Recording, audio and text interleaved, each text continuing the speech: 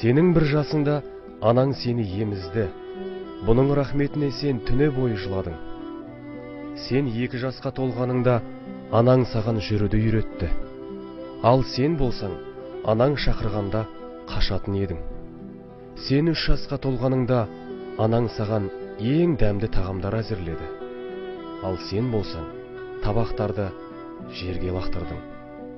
Сен 4 жасқа келгеніңде қолыңа қалам беріп, жазуды үйретті. Ал сен болсаң, дуалдарды шимақтадың.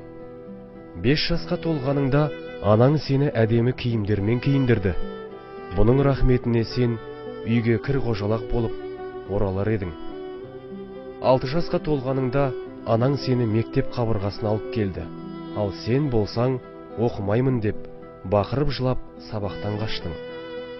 10 жасқа толғаныңда анаң сені құшағына алу үшін мектептен қашан келер екен деп сарғая күтіп отырды.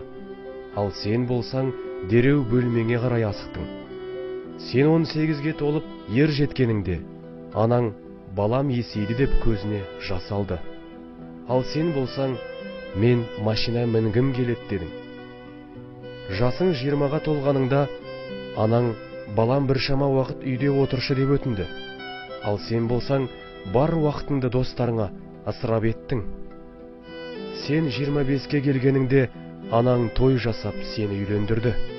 Ал сен болсаң, лажы болса, үйден ұзақ болайын деп анаңды тастап, әйеліңмен бірге еншіңді алып кеттің. Жасың 30-ға толып бала шағалы болғаныңда анаң бала тәрбиесінде көмек бергісі келді. Ал сен болсаң, менің жеке басымның тірлігіне, жеке өміріме араласпа дедің.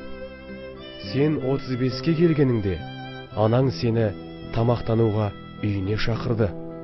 Ал сен болсаң, тығыз шаруаларым көп, уақытым жоқ дедің. Сен 40-қа келгеніңде анаң саған телефон соғып,